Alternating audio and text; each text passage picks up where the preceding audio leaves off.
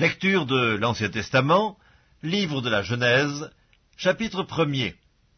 Au commencement, Dieu créa les cieux et la terre. La terre était informe et vide, il y avait des ténèbres à la surface de l'abîme, et l'Esprit de Dieu se mouvait au-dessus des eaux. Dieu dit que la lumière soit, et la lumière fut. Dieu vit que la lumière était bonne, et Dieu sépara la lumière d'avec les ténèbres. Dieu appela la lumière jour, et il appela les ténèbres nuit. Ainsi il y eut un soir, et il y eut un matin, ce fut le premier jour. Dieu dit qu'il y ait une étendue entre les eaux, et qu'elle sépare les eaux d'avec les eaux. Et Dieu fit l'étendue, et il sépara les eaux qui sont au-dessous de l'étendue d'avec les eaux qui sont au-dessus de l'étendue. Et cela fut ainsi. Dieu appela l'étendue ciel. Ainsi il y eut un soir, et il y eut un matin, ce fut le second jour. Dieu dit que les eaux qui sont au-dessous du ciel se rassemblent en un seul lieu, et que les parties sèches paraissent. Et cela fut ainsi. Dieu appela les parties sèches terre, et il appela l'ensemble des eaux mer. Dieu vit que cela était bon. Puis Dieu dit que la terre produise de la verdure, de l'herbe portant de la semence, des arbres fruitiers donnant du fruit selon leur espèce, ayant en eux leur semence sur la terre. Et cela fut ainsi. La terre produisit de la verdure, de l'herbe portant de la semence selon son espèce, et des arbres donnant du fruit ayant en eux leur semence selon leur espèce. Dieu vit que cela était bon.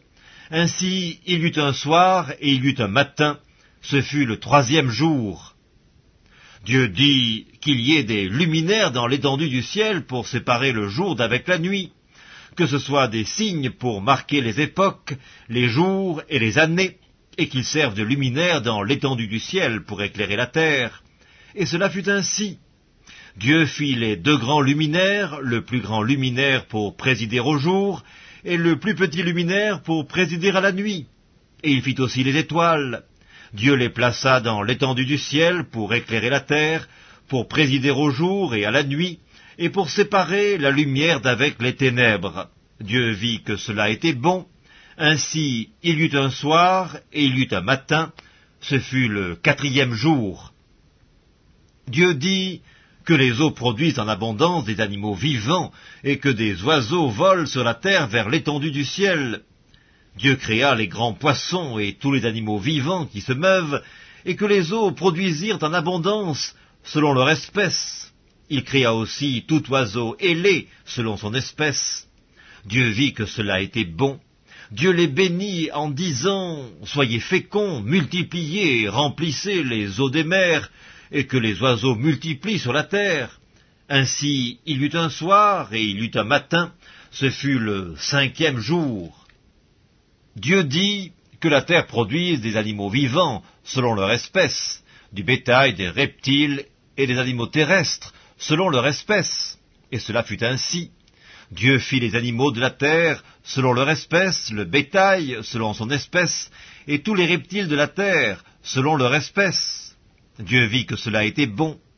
Puis Dieu dit, faisons l'homme à notre image, selon notre ressemblance, et qu'il domine sur les poissons de la mer, sur les oiseaux du ciel, sur le bétail, sur toute la terre, et sur tous les reptiles qui rampent sur la terre. Dieu créa l'homme à son image, il le créa à l'image de Dieu, il créa l'homme et la femme. Dieu les bénit et Dieu leur dit, soyez féconds, multipliez, remplissez la terre et l'assujettissez, et dominez sur les poissons de la mer, sur les oiseaux du ciel, et sur tout animal qui se meut sur la terre. Et Dieu dit, voici, je vous donne toute herbe portant de la semence et qui est à la surface de toute la terre, et tout arbre ayant en lui du fruit d'arbre et portant de la semence, ce sera votre nourriture. Et à tout animal de la terre, à tout oiseau du ciel, et à tout ce qui se meut sur la terre, ayant en soi un souffle de vie, je donne toute herbe verte pour nourriture. Et cela fut ainsi. Dieu vit tout ce qu'il avait fait, et voici, cela était très bon. Ainsi, il y eut un soir et il y eut un matin, ce fut le sixième jour. Genèse, chapitre 2. Ainsi furent achevés les cieux et la terre et toute leur armée. Dieu acheva au septième jour son œuvre qu'il avait faite, et il se reposa au septième jour de toute son œuvre qu'il avait faite. Dieu bénit le 7e jour, et il le sanctifia, parce qu'en ce jour il se reposa de toute son œuvre qu'il avait créée, en la faisant. Voici les origines des cieux et de la terre quand ils furent créés. Lorsque l'Éternel Dieu fit une terre et des cieux, aucun arbuste des champs n'était encore sur la terre, et aucune herbe des champs ne germait encore, car l'Éternel Dieu n'avait pas fait pleuvoir sur la terre, et il n'y avait point d'homme pour cultiver le sol. Mais une vapeur s'éleva de la terre, et arrosa toute la surface du sol. L'Éternel Dieu forma l'homme de la poussière de la terre, il souffla dans ses narines un souffle de vie, et l'homme devint un être vivant. Puis l'Éternel Dieu planta un jardin en Éden, du côté de l'Orient, et il y mit l'homme qu'il avait formé. L'Éternel Dieu fit pousser du sol des arbres de toute espèce, agréables à voir et bons à manger, et l'arbre de la vie au milieu du jardin, et l'arbre de la connaissance du bien et du mal. Un fleuve sortait d'Éden pour arroser le jardin, et de là il se divisait en 4 bras. Le nom du premier est Pichon, c'est celui qui entoure tout le pays de Havila, où se trouve l'or. L'or de ce pays est pur, on y trouve aussi le bdellium et la pierre d'onyx. Le nom du second fleuve est Gihon, c'est celui qui entoure tout le pays de Cush. Le nom du troisième est Hiddekel, c'est celui qui coule à l'orient de l'Assyrie. Le 4e fleuve, c'est l'Euphrate. L'Éternel Dieu prit l'homme et le plaça dans le jardin d'Éden pour le cultiver et pour le garder. L'Éternel Dieu donna cet ordre à l'homme: tu pourras manger de tous les arbres du jardin, mais tu ne mangeras pas de l'arbre de la connaissance du bien et du mal, car le jour où tu en mangeras, tu mourras. L'Éternel Dieu dit: il n'est pas bon que l'homme soit seul, je lui ferai une aide semblable à lui. L'Éternel Dieu forma de la terre tous les animaux des champs et tous les oiseaux du ciel, et il les fit venir vers l'homme pour voir comment il les appellerait, et afin que tout être vivant portât le nom que lui donnerait l'homme. Et l'homme donna des noms à tout le bétail, aux oiseaux du ciel et à tous les animaux des champs. Mais pour l'homme, il ne trouva point d'aide semblable à lui. Alors l'Éternel Dieu fit tomber un profond sommeil sur l'homme qui s'endormit. Il prit une de ses côtes et referma la chair à sa place. L'Éternel Dieu forma une femme de la côte qu'il avait prise de l'homme, et il l'amena vers l'homme. Et l'homme dit: voici cette fois celle qui est os de mes os et chair de ma chair. On l'appellera femme, parce qu'elle a été prise de l'homme. C'est pourquoi l'homme quittera son père et sa mère, et s'attachera à sa femme, et ils deviendront une seule chair.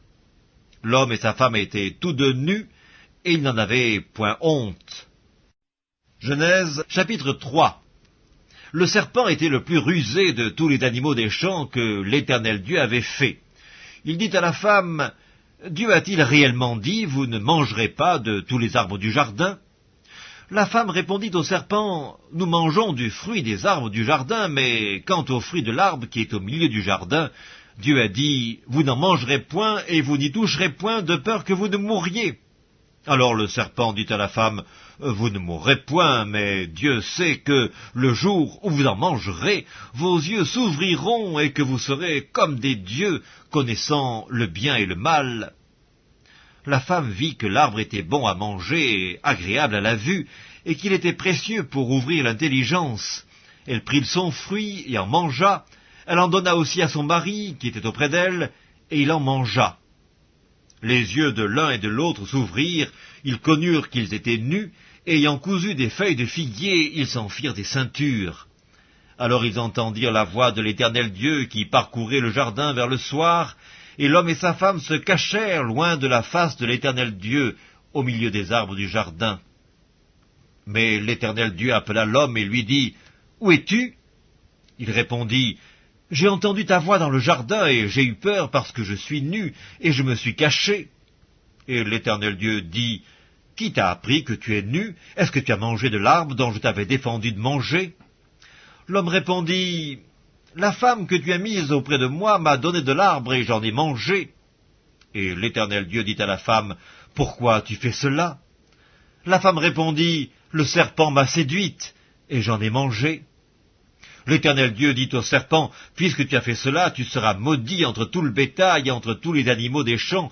Tu marcheras sur ton ventre, et tu mangeras de la poussière tous les jours de ta vie. Je mettrai inimitié entre toi et la femme, entre ta postérité et sa postérité. Celle-ci t'écrasera la tête et tu lui blesseras le talon. Il dit à la femme, j'augmenterai la souffrance de tes grossesses, tu enfanteras avec douleur et tes désirs se porteront vers ton mari, mais il dominera sur toi. Il dit à l'homme, puisque tu as écouté la voix de ta femme et que tu as mangé de l'arbre au sujet duquel je t'avais donné cet ordre, tu n'en mangeras point, le sol sera maudit à cause de toi. C'est à force de peine que tu en tireras ta nourriture tous les jours de ta vie, il te produira des épines et des ronces, et tu mangeras de l'herbe des champs. C'est à la sueur de ton visage que tu mangeras du pain jusqu'à ce que tu retournes dans la terre d'où tu as été pris, car tu es poussière, et tu retourneras dans la poussière. Adam donna à sa femme le nom d'Ève, car elle a été la mère de tous les vivants. L'Éternel Dieu fit à Adam et à sa femme des habits de peau, et il les en revêtit. L'Éternel Dieu dit, voici, l'homme est devenu comme l'un de nous pour la connaissance du bien et du mal. Empêchons-le maintenant d'avancer sa main, de prendre de l'arbre de vie, d'en manger et de vivre éternellement. Et l'Éternel Dieu le chassa du jardin d'Éden pour qu'il cultivât la terre d'où il avait été pris.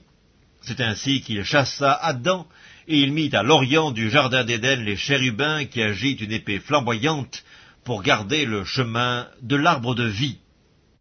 Genèse, chapitre 4. Adam connut Ève, sa femme. Elle conçut et enfanta Caïn, et elle dit, « J'ai formé un homme avec l'aide de l'Éternel. » Elle enfanta encore son frère Abel. Abel fut berger, et Caïn fut laboureur. Au bout de quelque temps, Caïn fit à l'Éternel une offrande des fruits de la terre, et Abel de son côté en fit une des premiers-nés de son troupeau et de leur graisse. L'Éternel porta un regard favorable sur Abel et sur son offrande, mais il ne porta pas un regard favorable sur Caïn et sur son offrande. Caïn fut très irrité, son visage fut abattu, et l'Éternel dit à Caïn, « Pourquoi es-tu irrité, et pourquoi ton visage est-il abattu? Certainement, si tu agis bien, tu relèveras ton visage, et si tu agis mal, le péché se couche à la porte, et ses désirs se portent vers toi, mais toi, domine sur lui. » Cependant, Caïn adressa la parole à son frère Abel, mais comme ils étaient dans les champs, Caïn se jeta sur son frère Abel et le tua. L'Éternel dit à Caïn, « Où est ton frère Abel ?» Il répondit, « Je ne sais pas, suis-je le gardien de mon frère ?» Et Dieu dit, « Qu'as-tu fait ? La voix du sang de ton frère crie de la terre jusqu'à moi. Maintenant tu seras maudit de la terre qui a ouvert sa bouche pour recevoir de ta main le sang de ton frère. Quand tu cultiveras le sol, il ne te donnera plus sa richesse. Tu seras errant et vagabond sur la terre. » Caïn dit à l'Éternel, « Mon châtiment est trop grand pour être supporté. Voici, tu me chasses aujourd'hui de cette terre. Je serai caché loin de ta face. Je serai errant et vagabond sur la terre, et quiconque me trouvera me tuera. » L'Éternel lui dit, « Si quelqu'un tuait Caïn, Caïn serait vengé 7 fois. » Et l'Éternel mit un signe sur Caïn pour que quiconque le trouverait ne le tuât point. Puis Caïn s'éloigna de la face de l'Éternel et habita dans la terre de Nod, à l'orient d'Éden. Caïn connut sa femme, elle conçut et enfanta Enoch. Il bâtit ensuite une ville, et il donna à cette ville le nom de son fils, Enoch. Enoch engendra Irad, Irad engendra Méhujaël, Méhujaël engendra Métushaël, et Métushaël engendra Lémec. Lémec prit 2 femmes, le nom de l'une était Ada, et le nom de l'autre Tsilla. Ada enfanta Jabal, il fut le père de ceux qui habitent sous des tentes et près des troupeaux. Le nom de son frère était Jubal, il fut le père de tous ceux qui jouent de la harpe et du chalumeau. Tsilla, de son côté, enfanta Tubal-Caïn, qui forgeait tous les instruments d'airain et de fer. La sœur de Tubal-Caïn, Ada et Tsilla, écoutez ma voix, femme de Lémec, écoutez ma parole. J'ai tué un homme pour ma blessure et un jeune homme pour ma meurtrissure. Caïn sera vengé 7 fois et Lémec 77 fois. Adam connut encore sa femme, elle enfanta un fils et l'appela du nom de Seth, car, dit-elle, Dieu m'a donné un autre fils à la place d'Abel que Caïn a tué. Seth eut aussi un fils, et il l'appela du nom d'Énoch. C'est alors que l'on commença à invoquer le nom de l'Éternel. Genèse, chapitre 5. Voici le livre de la postérité d'Adam. Lorsque Dieu créa l'homme, il le fit à la ressemblance de Dieu. Il créa l'homme et la femme, il les bénit, et il les appela du nom d'hommes, lorsqu'ils furent créés. Adam, âgé de 130 ans, engendra un fils à sa ressemblance, selon son image, et il lui donna le nom de Seth. Les jours d'Adam, après la naissance de Seth, furent de 800 ans, et il engendra des fils et des filles. Tous les jours qu'Adam vécut furent de 930 ans, puis il mourut. Seth, âgé de 105 ans, engendra Énoch. Seth vécut, après la naissance d'Énoch, 807 ans, et il engendra des fils et des filles. Tous les jours de Seth furent de 912 ans, puis il mourut. Énoch, âgé de 90 ans, engendra Kénan. Énoch vécut, après la naissance de Kénan, 815 ans, et il engendra des fils et des filles. Tous les jours d'Énoch furent de 905 ans, puis il mourut. Kénan, âgé de 70 ans, engendra Mahalaleel. Kénan vécut, après la naissance de Mahalaleel, 840 ans, et il engendra des fils et des filles. Tous les jours de Kénan furent de 910 ans, puis il mourut. Mahalaleel, âgé de 65 ans, engendra Jéred. Mahalaleel vécut, après la naissance de Jéred, 830 ans, et il engendra des fils et des filles. Tous les jours de Mahalaleel furent de 895 ans, puis il mourut. Jéred, âgé de 162 ans, engendra Énoch. Jéred vécut, après la naissance d'Énoch, 800 ans, et il engendra des fils et des filles. Tous les jours de Jéred furent de 962 ans, puis il mourut. Énoch, âgé de 65 ans, engendra Métuséla. Énoch, après la naissance de Métuséla, marcha avec Dieu 300 ans. Il engendra des fils et des filles. Tous les jours d'Énoch furent de 365 ans. Énoch marcha avec Dieu, puis il ne fut plus, parce que Dieu le prit.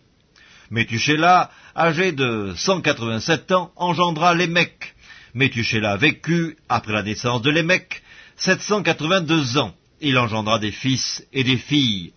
Tous les jours de Métuséla furent de 969 ans, puis il mourut. Lémec, âgé de 182 ans, engendra un fils. Il lui donna le nom de Noé, en disant « Celui-ci nous consolera de nos fatigues et du travail pénible de nos mains, provenant de cette terre que l'Éternel a maudite. » Lémec vécut, après la naissance de Noé, 595 ans, et il engendra des fils et des filles.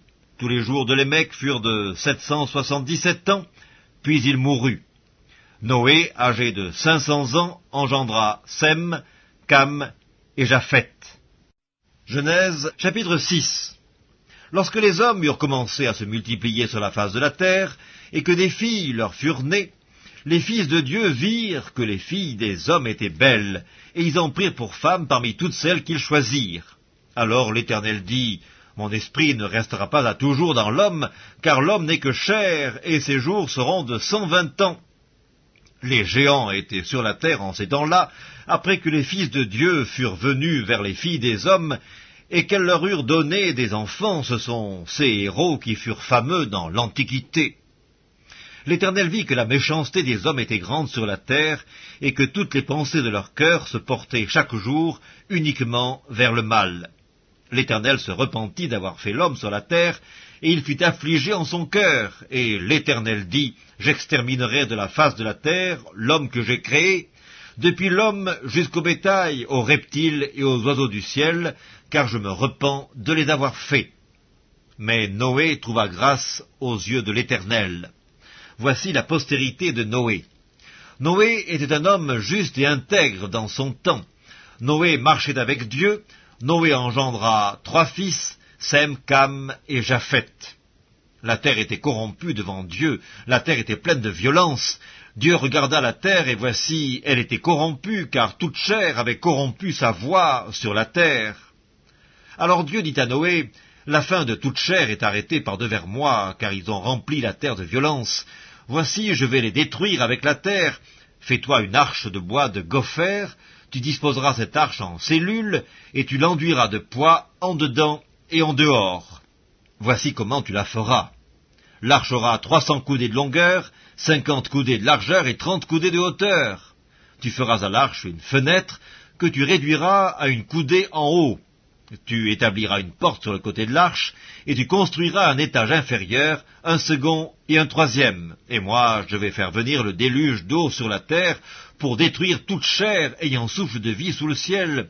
Tout ce qui est sur la terre périra. Mais j'établis mon alliance avec toi.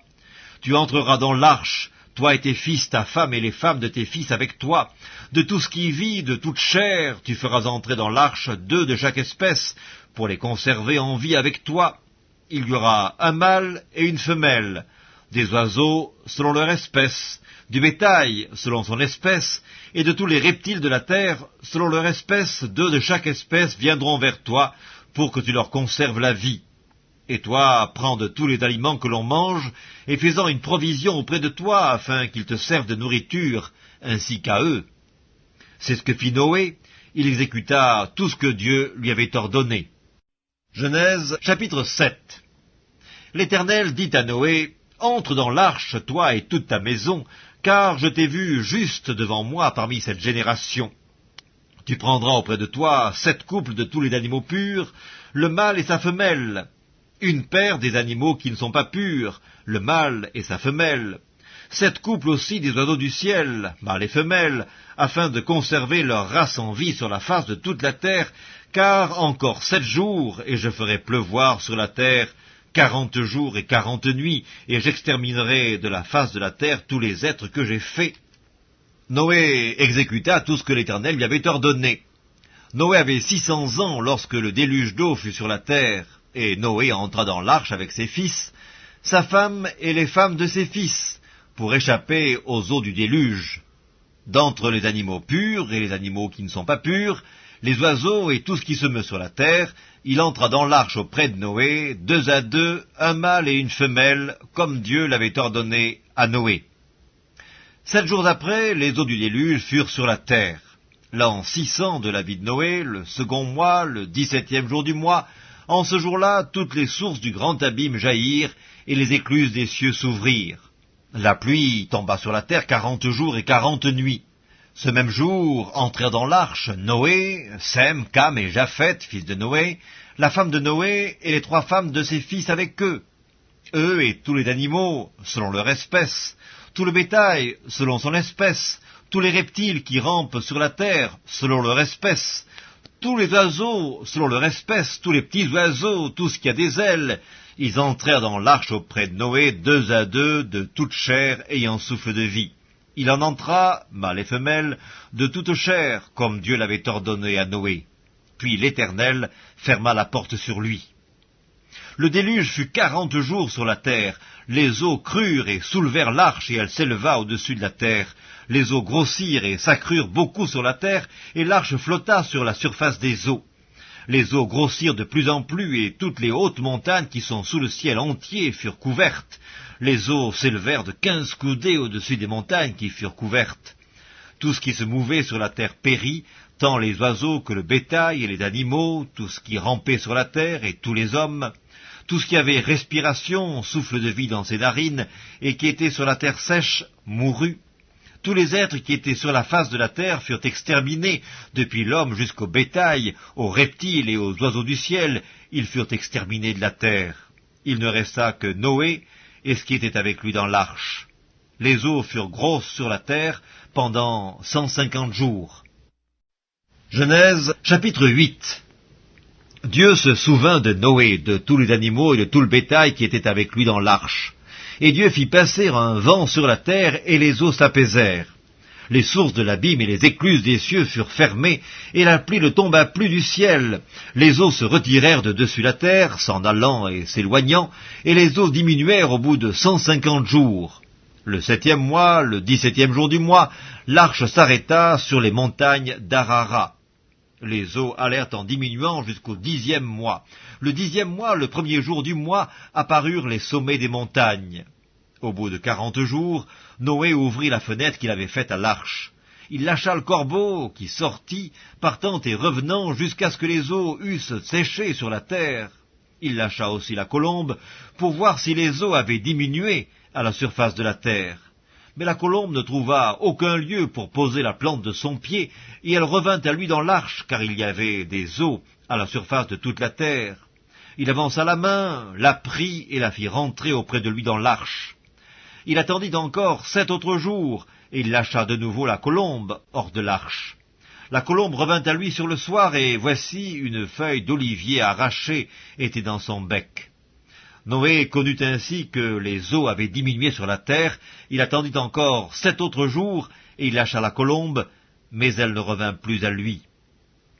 L'an 601, le premier mois, le premier jour du mois, les eaux avaient séché sur la terre. Noé ôta la couverture de l'arche, il regarda, et voici la surface de la terre avait séché. Le second mois, le 27e jour du mois, la terre fut sèche. Alors Dieu parla à Noé en disant, « Sors de l'arche, toi et ta femme, tes fils et les femmes de tes fils avec toi. Fais sortir avec toi tous les animaux de toute chair qui sont avec toi, tant les oiseaux que le bétail et tous les reptiles qui rampent sur la terre, qu'ils se répandent sur la terre, qu'ils soient féconds et multiplient sur la terre. » Et Noé sortit avec ses fils, sa femme et les femmes de ses fils. Tous les animaux, tous les reptiles, tous les oiseaux, tout ce qui se meut sur la terre, selon leurs espèces, sortirent de l'arche. Noé bâtit un autel à l'Éternel, il prit de toutes les bêtes pures et de tous les oiseaux purs, et il offrit des holocaustes sur l'autel. L'Éternel sentit une odeur agréable, et l'Éternel dit en son cœur, « Je ne maudirai plus la terre à cause de l'homme, parce que les pensées du cœur de l'homme sont mauvaises dès sa jeunesse, et je ne frapperai plus tout ce qui est vivant comme je l'ai fait. Tant que la terre subsistera, les semailles et la moisson, le froid et la chaleur, l'été et l'hiver, le jour et la nuit ne cesseront point. » Genèse chapitre 9.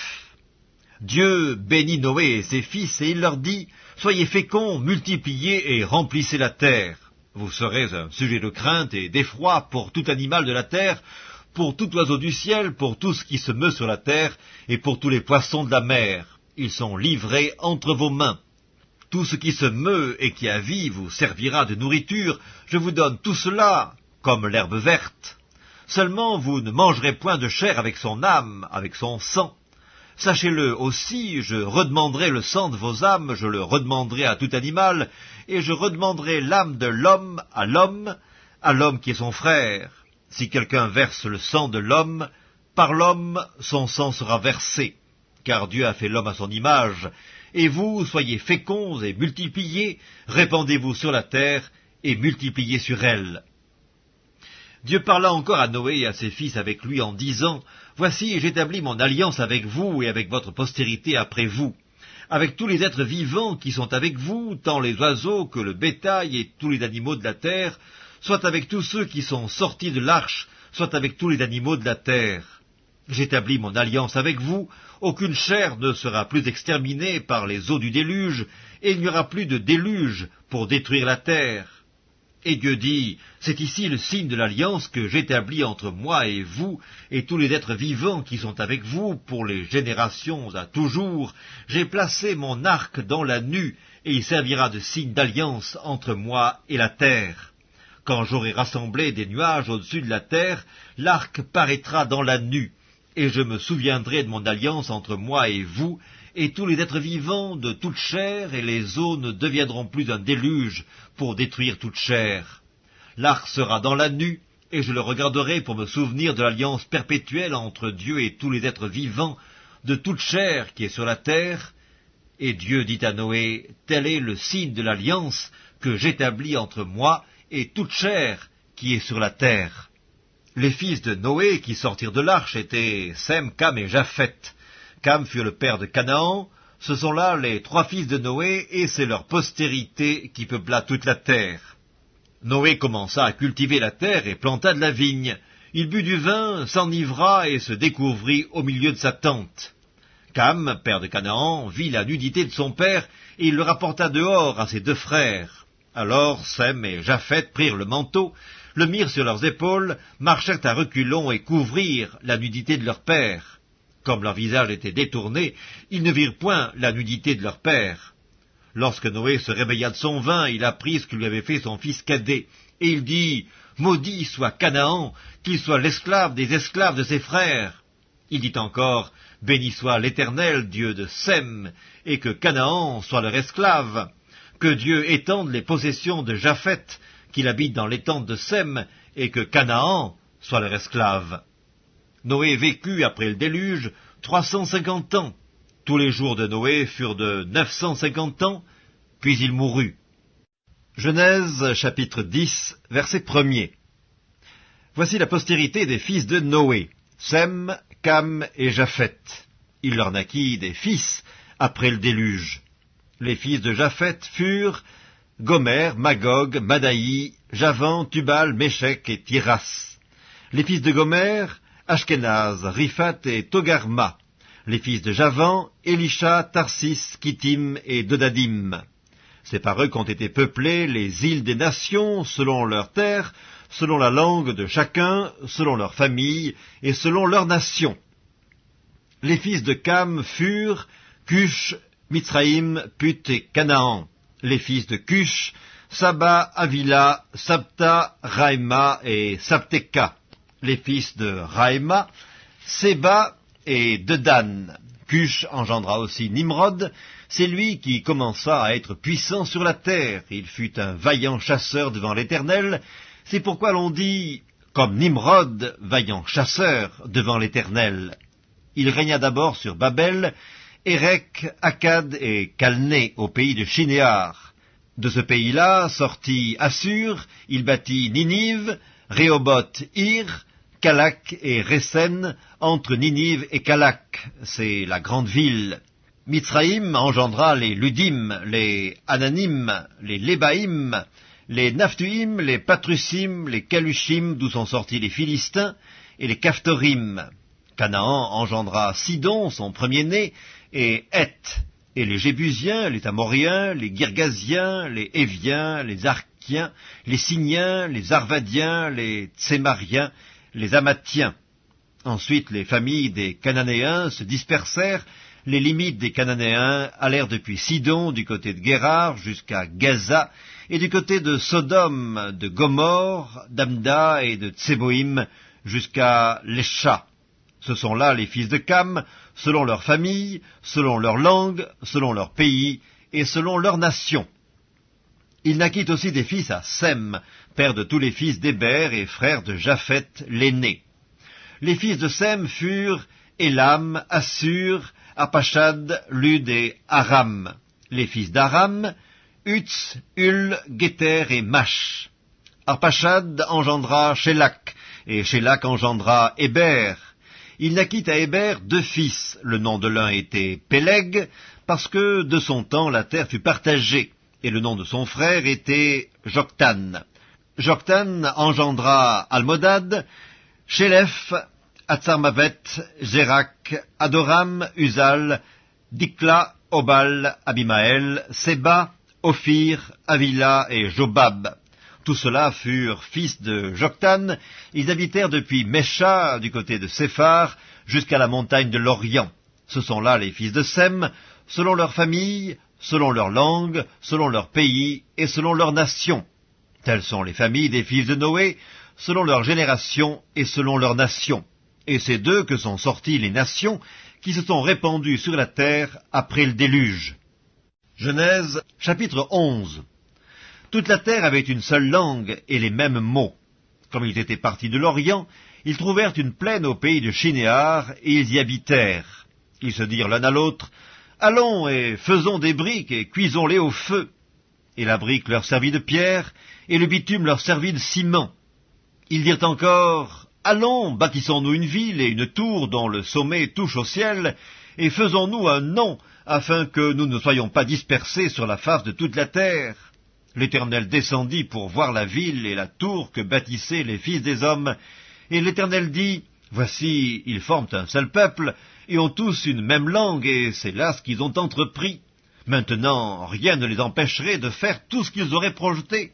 Allons, descendons, et là, confondons leur langage, afin qu'ils n'entendent plus la langue les uns des autres. » Et l'Éternel les dispersa loin de là, sur la face de toute la terre, et ils cessèrent de bâtir la ville.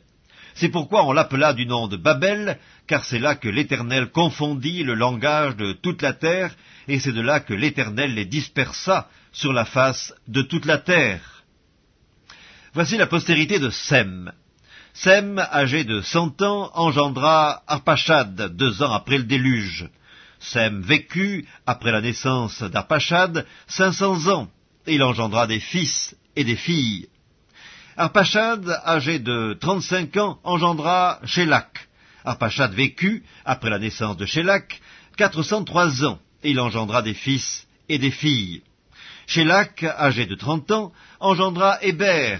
Shélak vécut, après la naissance d'Héber, 403 ans, et il engendra des fils et des filles. Héber, âgé de 34 ans, engendra Péleg. Héber vécut, après la naissance de Péleg, 430 ans, et il engendra des fils et des filles. Péleg, âgé de 30 ans, engendra Réu. Péleg vécut, après la naissance de Réu, 209 ans, et il engendra des fils et des filles. Réu, âgé de 32 ans, engendra Sérug. Réu vécut, après la naissance de Sérug, 207 ans, et il engendra des fils et des filles.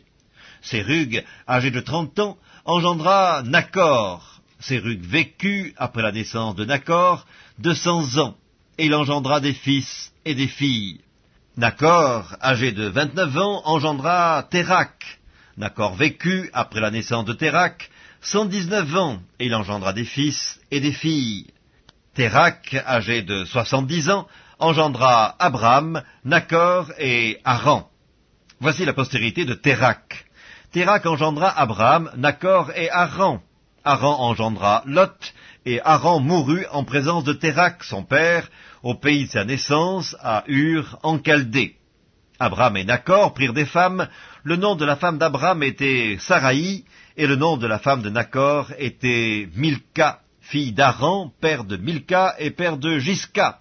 Saraï était stérile, elle n'avait point d'enfant. Térak prit Abram, son fils, et Lot, fils d'Haran, fils de son fils, et Saraï, sa belle-fille, femme d'Abram, son fils. Ils sortirent ensemble d'Ur, en Chaldée, pour aller au pays de Canaan. Ils vinrent jusqu'à Charan, et ils y habitèrent. Les jours de Térak furent de 205 ans, et Térak mourut à Charan. Genèse, chapitre 12. L'Éternel dit à Abraham, « Va-t'en de ton pays, de ta patrie, de la maison de ton père, dans le pays que je te montrerai. Je ferai de toi une grande nation, et je te bénirai. Je rendrai ton nom grand, et tu seras une source de bénédiction. Je bénirai ceux qui te béniront, et je maudirai ceux qui te maudiront, et toutes les familles de la terre seront bénies en toi. » Abraham partit, comme l'Éternel le lui avait dit, et Lot partit avec lui. Abraham était âgé de 75 ans lorsqu'il sortit de Charan. Abraham prit Saraï, sa femme, et Lot, fils de son frère, avec tous les biens qu'ils possédaient et les serviteurs qu'ils avaient acquis à Charan. Ils partirent pour aller dans le pays de Canaan, et ils arrivèrent au pays de Canaan. Abraham parcourut le pays jusqu'au lieu nommé Sichem, jusqu'aux chênes de Morée. Les Cananéens étaient alors dans le pays. L'Éternel apparut à Abraham et dit, « Je donnerai ce pays à ta postérité. » Et Abraham bâtit là un autel à l'Éternel qui lui était apparu. Il se transporta de là vers la montagne à l'orient de Béthel. Il dressa ses tentes, ayant Béthel à l'occident et Haï à l'orient. Il bâtit encore là un autel à l'Éternel, et il invoqua le nom de l'Éternel. Abraham continua ses marches en s'avançant vers le midi. Il y eut une famine dans le pays, et Abraham descendit en Égypte pour y séjourner, car la famine était grande dans le pays. Comme il était près d'entrer en Égypte, il dit à Saraï, sa femme, « Voici, je sais que tu es une femme belle de figure. Quand les Égyptiens te verront, ils diront, « C'est sa femme !» et ils me tueront et te laisseront la vie. Dis, je te prie, que tu es ma sœur, afin que je sois bien traité à cause de toi, et que mon âme vive grâce à toi. » Lorsqu'Abraham fut arrivé en Égypte, les Égyptiens virent que la femme était fort belle. Les grands de Pharaon la virent aussi, et la vantèrent à Pharaon, et la femme fut emmenée dans la maison de Pharaon. Il traita bien Abraham à cause d'elle, et Abraham reçut des brebis, des bœufs, des ânes, des serviteurs et des servantes, des ânesses et des chameaux. Mais l'Éternel frappa de grandes plaies Pharaon et sa maison au sujet de Saraï, femme d'Abraham. Alors Pharaon appela Abram et dit, « Qu'est-ce que tu m'as fait? Pourquoi ne m'as-tu pas déclaré que c'est ta femme? Pourquoi as-tu dit, c'est ma sœur? Aussi l'ai-je prise pour ma femme? Maintenant, voici ta femme, prends-la et va-t'en. » Et Pharaon donna ordre à ses gens de le renvoyer, lui et sa femme, avec tout ce qui lui appartenait. Genèse, chapitre 13. Abraham remonta d'Égypte vers le midi, lui, sa femme et tout ce qui lui appartenait, et Lot avec lui. Abraham était très riche en troupeaux, en argent et en or.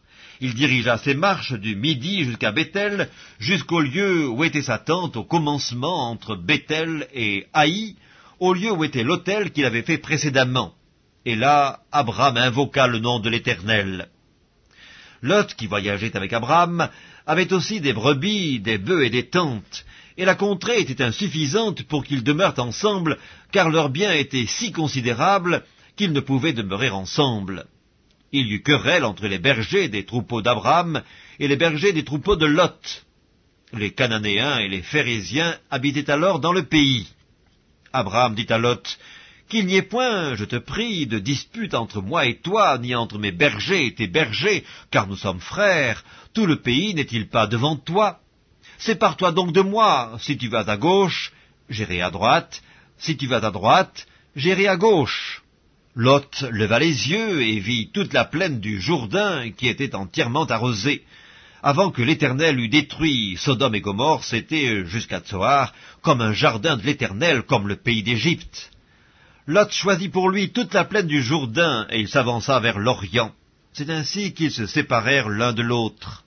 Abraham habita dans le pays de Canaan, et Lot habita dans les villes de la plaine, et dressa ses tentes jusqu'à Sodome. Les gens de Sodome étaient méchants et de grands pécheurs contre l'Éternel. L'Éternel dit à Abraham, après que Lot se fut séparé de lui, « Lève les yeux et du lieu où tu es, regarde vers le nord et le midi, vers l'Orient et l'Occident, car tout le pays que tu vois, je le donnerai à toi et à ta postérité pour toujours. Je rendrai ta postérité comme la poussière de la terre, en sorte que, si quelqu'un peut compter la poussière de la terre, ta postérité aussi sera comptée. Lève-toi, parcours le pays dans sa longueur et dans sa largeur, car je te le donnerai. » Abraham leva ses tentes et vint habiter parmi les chênes de Mamré qui sont près d'Hébron, et il bâtit là un autel à l'Éternel.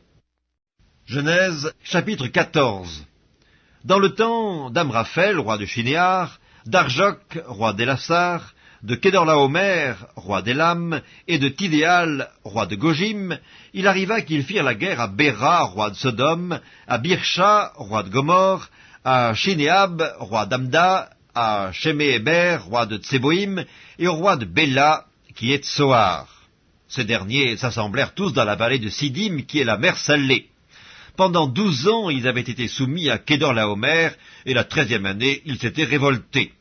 Mais la 14e année, Kédorlaomer et les rois qui étaient avec lui se mirent en marche, et ils bâtirent les Réphaïm à Ashterosh Karnaïm, les Uzim à Ham, les Émim à Chavé Kirjataïm, et les Horiens dans leurs montagnes de Séhir, jusqu'aux chênes de Paran qui est près du désert.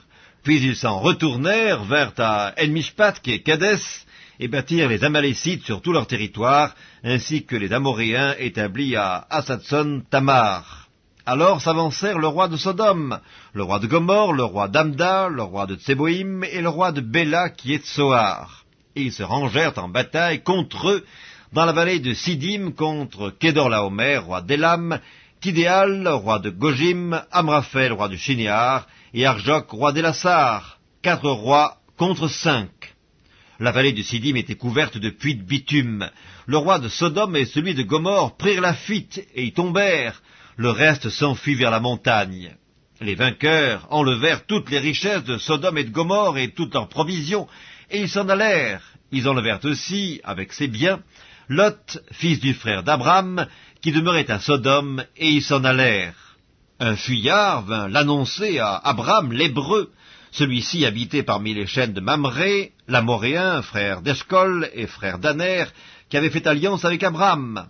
Dès qu'Abram eut appris que son frère avait été fait prisonnier, il arma 318 de ses plus braves serviteurs nés dans sa maison, et il poursuivit les rois jusqu'à Dan.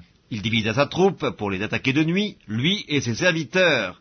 Il les battit et les poursuivit jusqu'à Shoba, qui est à la gauche de Damas. Il ramena toutes les richesses, il ramena aussi Lot, son frère, avec ses biens, ainsi que les femmes et le peuple.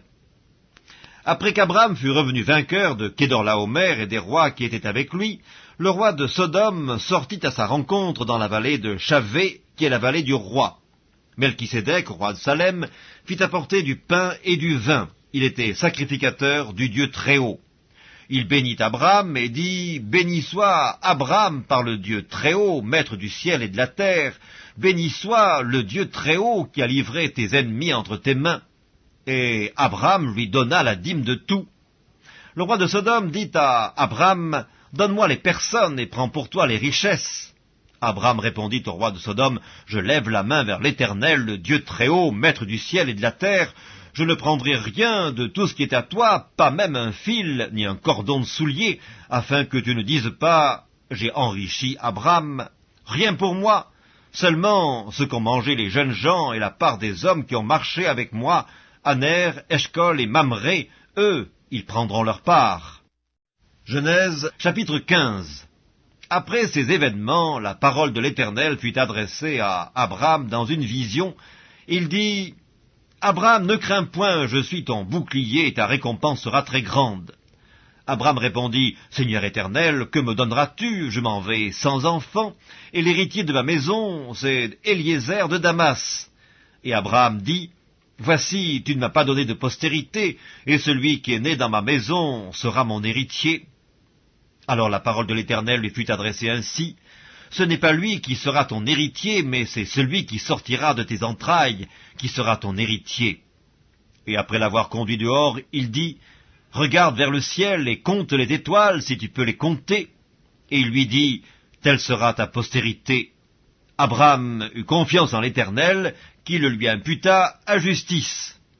L'Éternel lui dit encore, « Je suis l'Éternel qui t'ai fait sortir d'Ur en Chaldée pour te donner en possession ce pays. » Abram répondit, « Seigneur Éternel, à quoi connaîtrai-je que je le posséderai ?» Et l'Éternel lui dit, « Prends une génisse de 3 ans, une chèvre de 3 ans, un bélier de 3 ans, une tourterelle et une jeune colombe. » Abram prit tous ces animaux, les coupa par le milieu, et mit chaque morceau l'un vis-à-vis de l'autre, mais il ne partagea point les oiseaux. Les oiseaux de proie s'abattirent sur les cadavres, et Abram les chassa. Au coucher du soleil, un profond sommeil tomba sur Abram, et voici une frayeur et une grande obscurité vinrent l'assaillir. Et l'Éternel dit à Abram, « Sache que tes descendants seront étrangers dans un pays qui ne sera point à eux. Ils y seront asservis, et on les opprimera pendant 400 ans.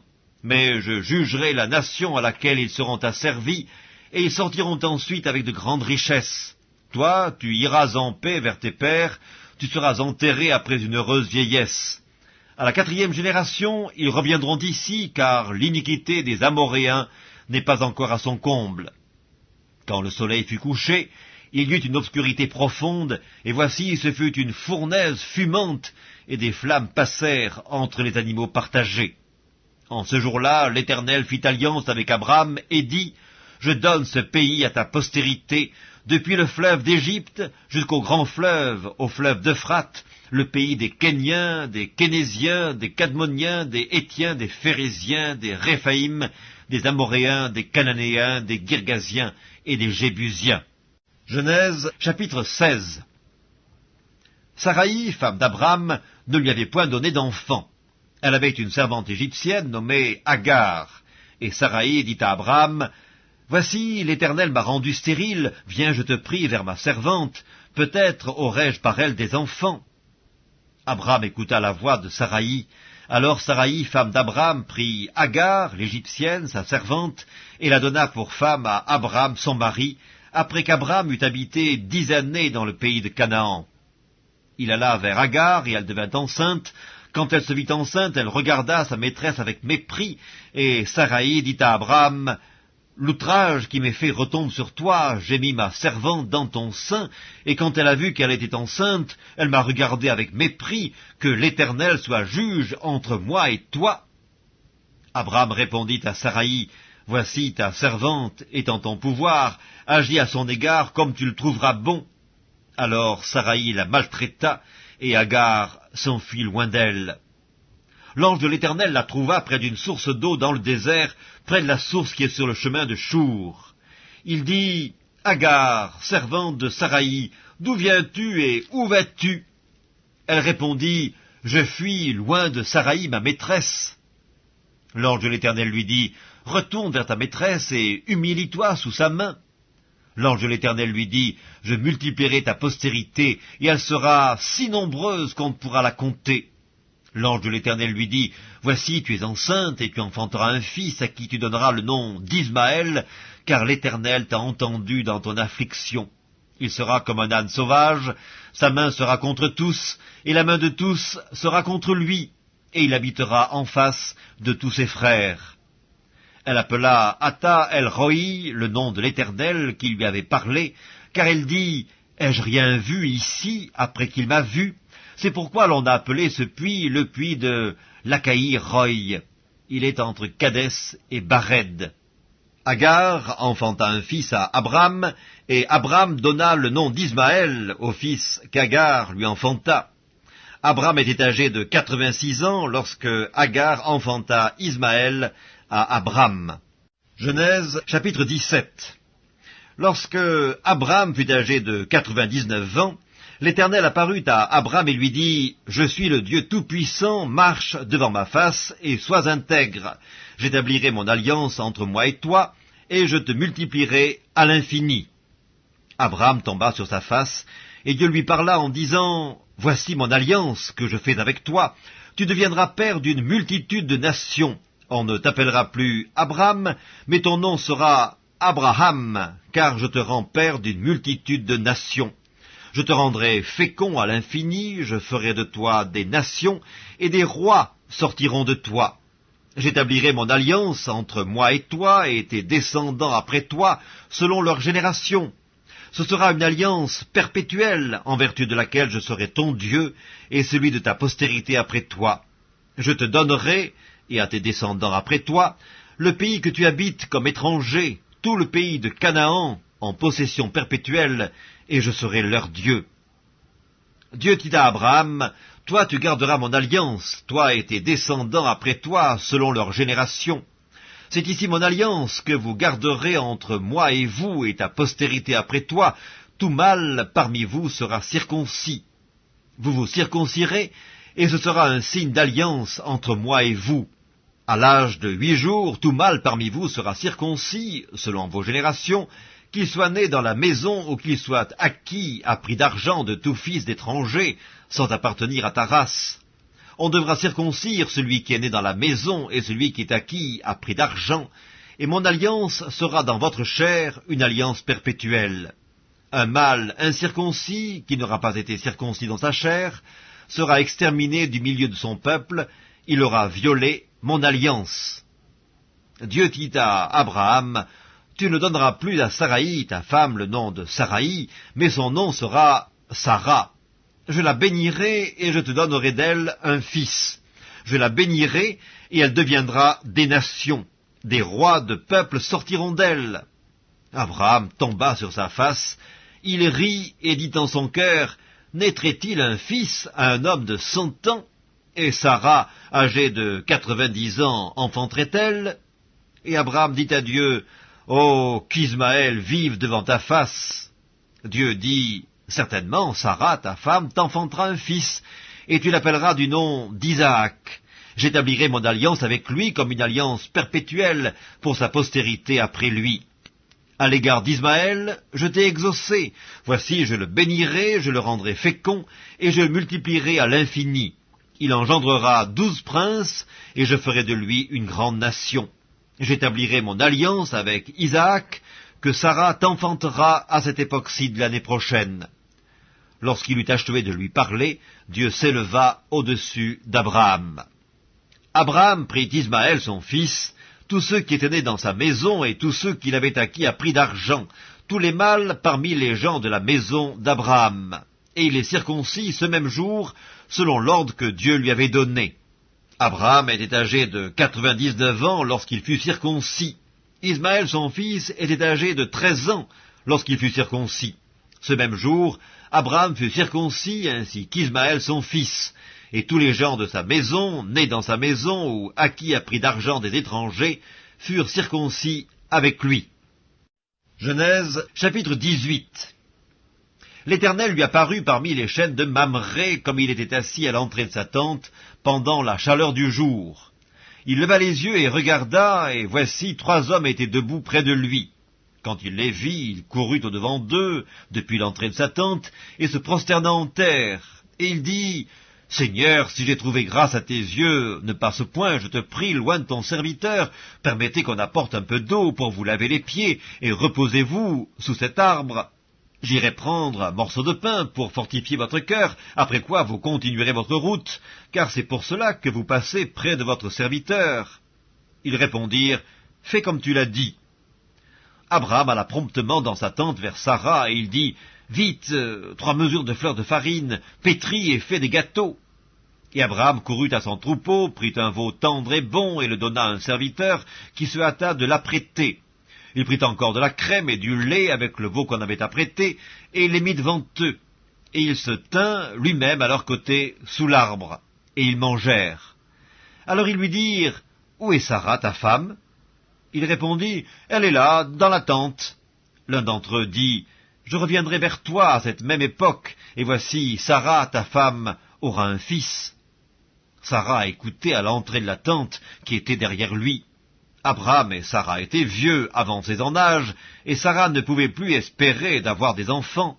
Elle rit en elle-même en disant, « Maintenant que je suis vieille, aurai-je encore des désirs? Mon Seigneur aussi est vieux. » L'Éternel dit à Abraham, « Pourquoi donc Sarah a-t-elle ri en disant, « Est-ce que vraiment j'aurai un enfant, moi qui suis vieille? Y a-t-il rien qui soit étonnant de la part de l'Éternel? Au temps fixé, je reviendrai vers toi à cette même époque, et Sarah aura un fils. » Sarah mentit en disant, « Je n'ai pas ri, car elle eut peur. » Mais il dit, « Au contraire, tu as ri. » Ces hommes se levèrent pour partir, et ils regardèrent du côté de Sodome. Abraham alla avec eux pour les accompagner. Alors l'Éternel dit, « Cacherai-je à Abraham ce que je vais faire?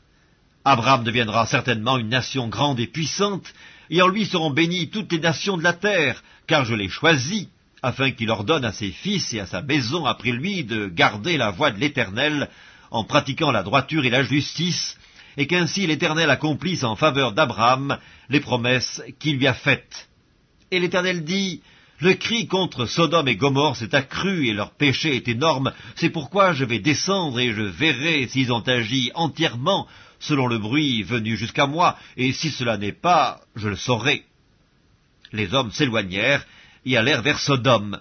Mais Abraham se tint encore en présence de l'Éternel. Abraham s'approcha et dit, « Feras-tu aussi périr le juste avec le méchant? Peut-être y a-t-il 50 justes au milieu de la ville, les feras-tu périr aussi, et ne pardonneras-tu pas à la ville à cause des 50 justes qui sont au milieu d'elle? Faire mourir le juste avec le méchant, en sorte qu'il en soit du juste comme du méchant, loin de toi cette manière d'agir, loin de toi. Celui qui juge toute la terre n'exercera-t-il pas la justice? Et l'Éternel dit, si je trouve dans Sodome 50 justes au milieu de la ville, je pardonnerai à toute la ville à cause d'eux. Abraham reprit et dit, voici j'ai osé parler au Seigneur, moi qui ne suis que poudre et cendre, peut-être des 50 justes en manquera-t-il 5 pour 5? Détruiras-tu toute la ville? Et l'Éternel dit, je ne la détruirai point s'il y trouve 45 justes. Abraham continua de lui parler et dit, peut-être s'y trouvera-t-il 40 justes? Et l'Éternel dit, je ne ferai rien à cause de ces 40. Abraham dit, que le Seigneur ne s'irrite point et je parlerai, peut-être s'y trouvera-t-il 30 justes? Et l'Éternel dit, je ne ferai rien s'il y trouve 30 justes. Abraham dit, voici, j'ai osé parler au Seigneur, peut-être s'y trouvera-t-il 20 justes? Et l'Éternel dit, je ne la détruirai point à cause de ces 20. Abraham dit, « Que le Seigneur ne s'irrite point, et je ne parlerai plus que cette fois. Peut-être s'y trouvera-t-il 10 justes. » Et l'Éternel dit, « Je ne la détruirai point à cause de ces 10 justes. » L'Éternel s'en alla lorsqu'il eut achevé de parler à Abraham, et Abraham retourna dans sa demeure. Genèse chapitre 19. Les 2 anges arrivèrent à Sodome sur le soir, et Lot était assis à la porte de Sodome. Quand Lot les vit, il se leva pour aller au-devant d'eux, et se prosterna la face contre terre. Puis il dit, « Voici, mes seigneurs, entrez, je vous prie, dans la maison de votre serviteur, et passez-y la nuit.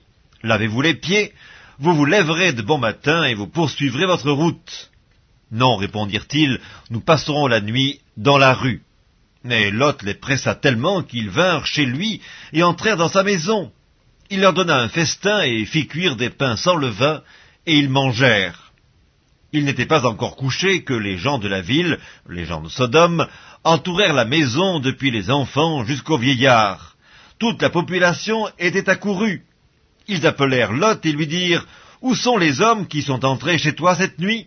Fais-les sortir vers nous pour que nous les connaissions. » Lot sortit vers eux à l'entrée de la maison et ferma la porte derrière lui, et il dit, « Mes frères, je vous prie, ne faites pas le mal. Voici, j'ai 2 filles qui n'ont point connu d'homme, je vous les amènerai dehors, et vous leur ferez ce qu'il vous plaira. Seulement, ne faites rien à ces hommes, puisqu'ils sont venus à l'ombre de mon toit. » Ils dirent, « Retire-toi. » Ils dirent encore, « Celui-ci est venu comme étranger, et il veut faire le juge. Eh bien, nous te ferons pis qu'à eux. » Et pressant Lot avec violence, ils s'avancèrent pour briser la porte. Les hommes étendirent la main, firent rentrer Lot vers eux dans la maison, et fermèrent la porte. Et ils frappèrent d'aveuglement les gens qui étaient à l'entrée de la maison, depuis le plus petit jusqu'au plus grand, de sorte qu'ils se donnèrent une peine inutile pour trouver la porte. Les hommes dirent à Lot, « Qui as-tu encore ici ? Gendre, fils et filles, et tout ce qui t'appartient dans la ville, fais-les sortir de ce lieu, car nous allons détruire ce lieu parce que le cri contre ses habitants est grand devant l'Éternel. L'Éternel nous a envoyés pour le détruire. » Lot sortit et parla à ses gendres qui avaient pris ses filles. « Levez-vous, dit-il, sortez de ce lieu, car l'Éternel va détruire la ville. » Mais aux yeux de ses gendres, il parut plaisanter. Dès l'aube du jour, les anges insistèrent auprès de Lot en disant, « Lève-toi, prends ta femme et tes 2 filles qui se trouvent ici, de peur que tu ne périsses dans la ruine de la ville. » Et comme il tardait, les hommes le saisirent par la main, lui, sa femme et ses 2 filles, car l'Éternel voulait l'épargner. Ils l'emmenèrent et le laissèrent hors de la ville. Après les avoir fait sortir, l'un d'eux dit, « Sauve-toi pour ta vie, ne regarde pas derrière toi, et ne t'arrête pas dans toute la plaine, sauve-toi vers la montagne, de peur que tu ne périsses. » Lot leur dit, « Oh non, Seigneur, voici, j'ai trouvé grâce à tes yeux, et tu as montré la grandeur de ta miséricorde à mon égard en me conservant la vie, mais je ne puis me sauver à la montagne avant que le désastre m'atteigne, et je périrai. Voici, cette ville est assez proche pour que je m'y réfugie, et elle est petite. Oh, que je puisse m'y sauver! N'est-elle pas petite, et que mon âme vive? » Et il lui dit, « Voici, je t'accorde encore cette grâce, et je ne détruirai pas la ville dont tu parles, mais hâte-toi de t'y réfugier, car je ne puis rien faire jusqu'à ce que tu y sois arrivé. » C'est pour cela que l'on a donné à cette ville le nom de Tsoar. Le soleil se levait sur la terre lorsque Lot entra dans Tsoar. Alors l'Éternel fit pleuvoir du ciel sur Sodome et sur Gomorrhe, du soufre et du feu, de par l'Éternel. Il détruisit ces villes, toute la plaine et tous les habitants des villes et les plantes de la terre. La femme de Lot regarda en arrière, et elle devint une statue de sel. Abraham se leva de bon matin pour aller au lieu où ils étaient tenus en présence de l'Éternel. Il porta ses regards du côté de Sodome et de Gomorrhe, et sur tout le territoire de la plaine. Et voici, il vit s'élever de la terre une fumée, comme la fumée d'une fournaise. Lorsque Dieu détruisit les villes de la plaine, il se souvint d'Abraham, et il fit échapper Lot du milieu du désastre, par lequel il bouleversa les villes où Lot avait établi sa demeure. Lot quitta Tsoar pour la hauteur, et se fixa sur la montagne avec ses 2 filles, car il craignait de rester à Tsoar. Il habitait dans une caverne, lui et ses 2 filles. L'aînée dit à la plus jeune, « Notre père est vieux, et il n'y a point d'homme dans la contrée pour venir vers nous, selon l'usage de tous les pays. Viens, faisons boire du vin à notre père, et couchons avec lui, afin que nous conservions la race de notre père. » Elles firent donc boire du vin à leur père cette nuit-là, et l'aînée alla coucher avec son père. Il ne s'aperçut ni quand elle se coucha, ni quand elle se leva. Le lendemain, l'aînée dit à la plus jeune, « Voici, j'ai couché la nuit dernière avec mon père, faisons-lui boire du vin encore cette nuit, et va coucher avec lui, afin que nous conservions la race de notre père. » Et elles firent boire du vin à leur père encore cette nuit-là, et la cadette alla coucher avec lui. Il ne s'aperçut ni quand elle se coucha, ni quand elle se leva. Les 2 filles de Lot devinrent enceintes de leur père. L'aînée enfanta un fils qu'elle appela du nom de Moab, c'est le père des Moabites jusqu'à ce jour. La plus jeune enfanta aussi un fils qu'elle appela du nom de Ben-Ammi, c'est le père des Ammonites jusqu'à ce jour. Genèse chapitre 20. Abraham partit de là pour la contrée du Midi. Il s'établit entre Kadès et Shur, et fit un séjour à Guérar. Abraham disait de Sarah, sa femme, « C'est ma sœur. » Abimélec, roi de Guérar, fit enlever Sarah. Alors Dieu apparut en songe à Abimélec pendant la nuit et lui dit, « Voici, tu vas mourir à cause de la femme que tu as enlevée, car elle a un mari. » Abimélec, qui ne s'était point approché d'elle, répondit, « Seigneur, ferais-tu périr même une nation juste? Ne m'a-t-il pas dit, c'est ma sœur, et elle-même n'a-t-elle pas dit, c'est mon frère? J'ai agi avec un cœur pur et avec des mains innocentes. » Dieu lui dit en songe, « Je sais que tu as agi avec un cœur pur, aussi t'ai-je empêché de pécher contre moi. C'est pourquoi je n'ai pas permis que tu la touches. Maintenant, rends la femme de cet homme, car il est prophète, il priera pour toi et tu vivras. Mais si tu ne la rends pas, sache que tu mourras, toi et tout ce qui t'appartient. » Abimélec se leva de bon matin, il appela tous ses serviteurs, et leur rapporta toutes ces choses, et ces gens furent saisis d'une grande frayeur. Abimélec appela aussi Abraham, et il lui dit, « Qu'est-ce que tu nous as fait? Et en quoi t'ai-je offensé que tu aies fait venir sur moi et sur mon royaume un si grand péché? Tu as commis à mon égard des actes qui ne doivent pas se commettre. » Et Abimélec dit encore à Abraham, « Quelle intention avais-tu pour agir de la sorte? » Abraham répondit, « Je me disais qu'il n'y avait sans doute aucune crainte de Dieu dans ce pays, et que l'on me tuerait à cause de ma femme. De plus, il est vrai qu'elle est ma sœur, fille de mon père. Seulement, elle n'est pas fille de ma mère, et elle est devenue ma femme. Lorsque Dieu me fit errer loin de la maison de mon père, je dis à Sarah, « Voici la grâce que tu me feras, dans tous les lieux où nous irons, dis de moi, c'est mon frère. » Abimélec prit des brebis et des bœufs, des serviteurs et des servantes, et il les donna à Abraham, et il lui rendit Sarah, sa femme. Abimélec dit, « Voici mon pays est devant toi, demeure où il te plaira. » Et il dit à Sarah, « Voici, je donne à ton frère 1000 pièces d'argent, cela te sera un voile sur les yeux pour tous ceux qui sont avec toi, et auprès de tous, tu seras justifié. » Abraham pria Dieu, et Dieu guérit Abimélec, sa femme et ses servantes, et elles purent enfanter, car l'Éternel avait frappé de stérilité toute la maison d'Abimélec à cause de Sarah, femme d'Abraham.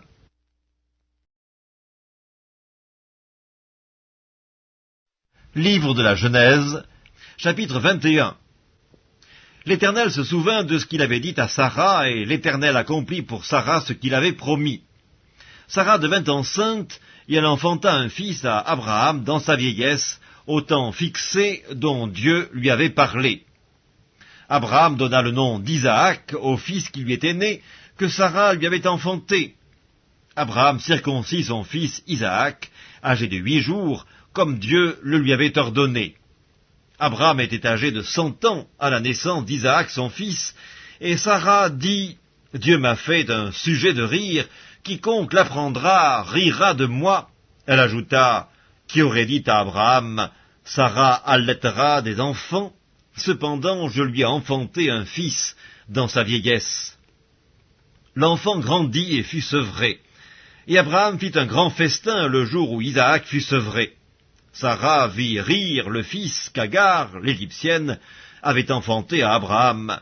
Et elle dit à Abraham, « Chasse cette servante et son fils, car le fils de cette servante n'héritera pas avec mon fils, avec Isaac. » Cette parole des plus fortes aux yeux d'Abraham à cause de son fils. Mais Dieu dit à Abraham, « Que cela ne déplaise pas à tes yeux, à cause de l'enfant et de ta servante, accorde à Sarah tout ce qu'elle te demandera, car c'est d'Isaac que sortira une postérité qui te sera propre. Je ferai aussi une nation du fils de ta servante, car il est ta postérité. » Abraham se leva de bon matin, et il prit du pain et une outre d'eau qu'il donna à Agar, et plaça sur son épaule. Il lui remit aussi l'enfant, et la renvoya. Elle s'en alla et s'égara dans le désert de Beersheba. Quand l'eau de l'outre fut épuisée, elle laissa l'enfant sous un des arbrisseaux, et alla s'asseoir vis-à-vis à une portée d'arc, car elle disait, « Que je ne vois pas mourir mon enfant. » Elle s'assit donc vis-à-vis de lui, éleva la voix et pleura. Dieu entendit la voix de l'enfant, et l'ange de Dieu appela du ciel Agar, et lui dit, « Que se passe-t-il, Agar? Ne crains point, car Dieu a entendu la voix de l'enfant dans le lieu où il est. Lève-toi, prends l'enfant, saisis-le de ta main, car je ferai de lui une grande nation. » Et Dieu lui ouvrit les yeux, et elle vit un puits d'eau. Elle alla remplir d'eau l'outre, et donna à boire à l'enfant. Dieu fut avec l'enfant, qui grandit, habita dans le désert, et devint tireur d'arc. Il habita dans le désert de Paran, et sa mère lui prit une femme du pays d'Égypte. En ce temps-là, Abimélec, accompagné de Picol, chef de son armée, parla ainsi à Abraham. « Dieu est avec toi dans tout ce que tu fais. Jure-moi maintenant ici, par le nom de Dieu, que tu ne tromperas ni moi, ni mes enfants, ni mes petits-enfants, et que tu auras pour moi et le pays où tu séjournes la même bienveillance que j'ai eue pour toi. » Abraham dit, « Je le jurerai. » Mais Abraham fit des reproches à Abimélec au sujet d'un puits d'eau dont s'étaient emparés de force les serviteurs d'Abimélec. Abimélec répondit, « J'ignore qui a fait cette chose-là, tu ne m'en as point informé, et moi, je ne l'apprends qu'aujourd'hui. » Et Abraham prit des brebis et des bœufs qu'il donna à Abimélec, et ils firent tous deux alliance. Abraham mit à part 7 jeunes brebis, et Abimélec dit à Abraham, « Qu'est-ce que ces 7 jeunes brebis que tu as mis à part ?»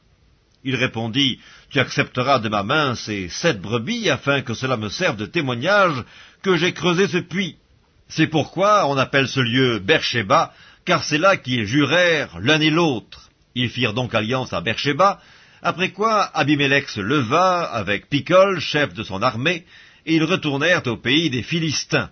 Abraham planta des tamarisques à Beersheba, et là il invoqua le nom de l'Éternel, Dieu de l'éternité. Abraham séjourna longtemps dans le pays des Philistins. Livre de la Genèse, chapitre 22. Après ces choses, Dieu mit Abraham à l'épreuve et lui dit, « Abraham » Et il répondit, « Me voici. » Dieu dit, « Prends ton fils, ton unique, celui que tu aimes, Isaac, va-t'en au pays de Morija, et là offre-le en holocauste sur l'une des montagnes que je te dirai. » Abraham se leva de bon matin, sella son âne, et prit avec lui 2 serviteurs et son fils Isaac. Il fendit du bois pour l'holocauste, et partit pour aller au lieu que Dieu lui avait dit. Le 3e jour, Abraham, levant les yeux, vit le lieu de loin.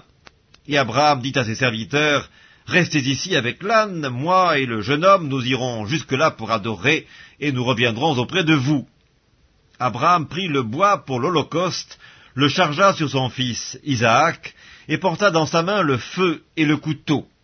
Et ils marchèrent tous deux ensemble. Alors Isaac, parlant à Abraham, son père, lui dit, « Mon père ?» Et il répondit, « Me voici, mon fils. » Isaac reprit, « Voici le feu et le bois, mais où est l'agneau pour l'holocauste ?» Abraham répondit, « Mon fils, Dieu se pourvoira lui-même de l'agneau pour l'holocauste. » Et ils marchèrent tous deux ensemble. Lorsqu'ils furent arrivés au lieu que Dieu lui avait dit, Abraham y éleva un autel et rangea le bois. Il lia son fils Isaac et le mit sur l'autel par-dessus le bois. Puis Abraham étendit la main et prit le couteau pour égorger son fils. Alors l'ange de l'Éternel l'appela des cieux et dit, « Abraham, Abraham !»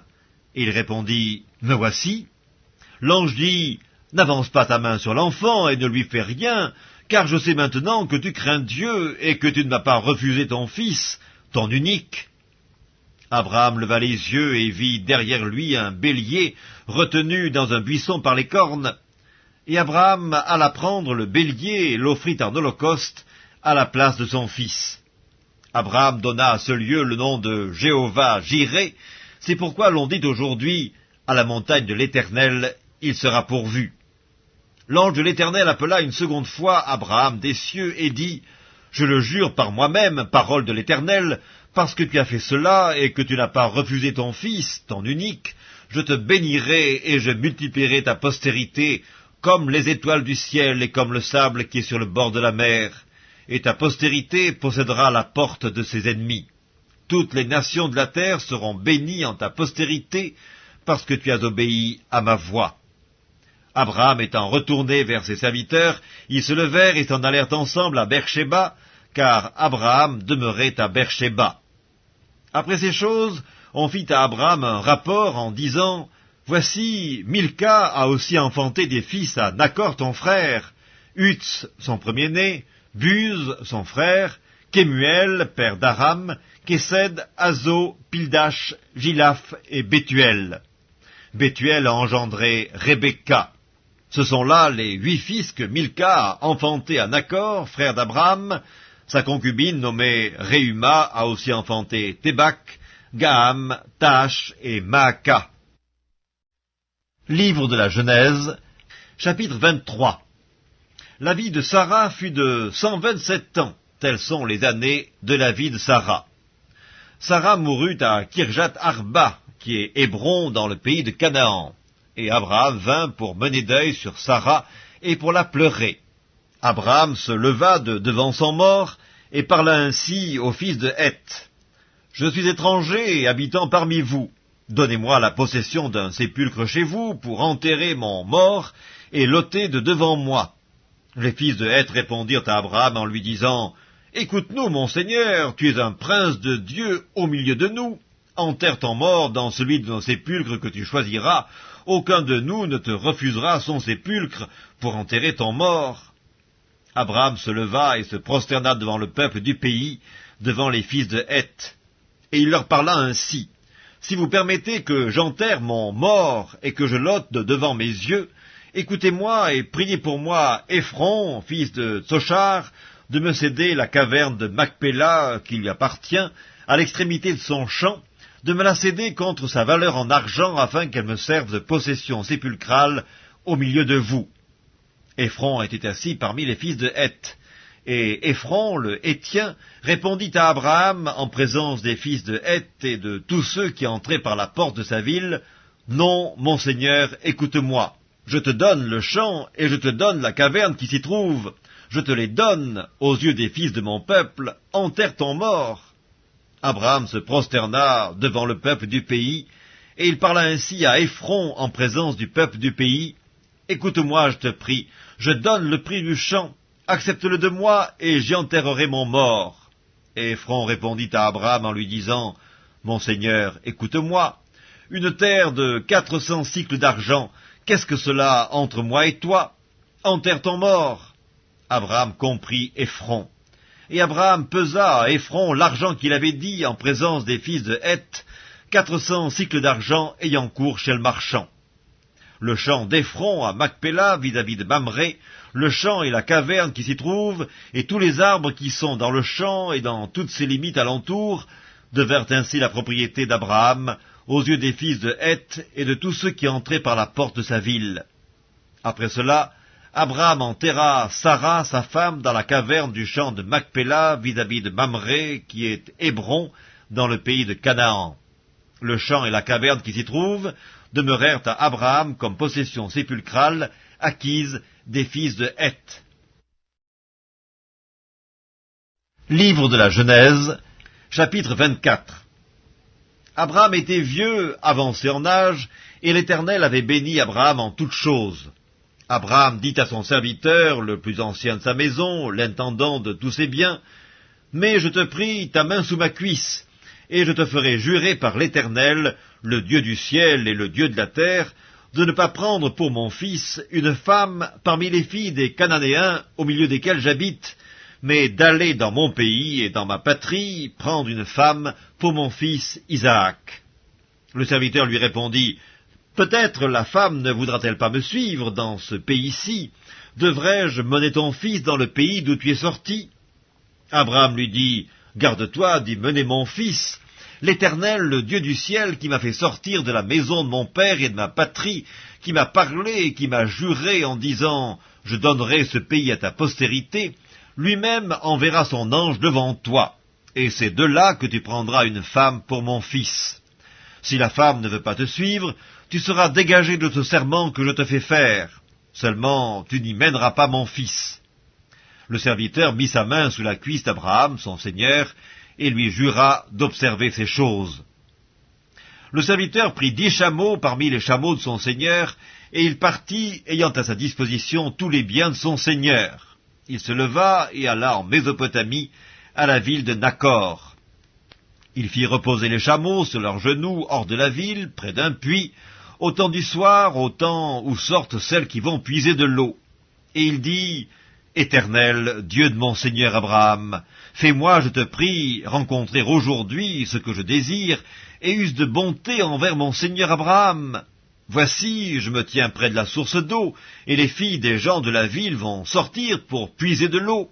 Que la jeune fille à laquelle je dirai, « Penche ta cruche, je te prie, pour que je boive », et qui répondra, « Bois, et je donnerai aussi à boire à tes chameaux », soit celle que tu as destinée à ton serviteur Isaac, et par là je connaîtrai que tu uses de bonté envers mon Seigneur. » Il n'avait pas encore fini de parler, que sortit, sa cruche sur l'épaule, Rebecca, née de Bethuel, fils de Milca, femme de Nakor, frère d'Abraham.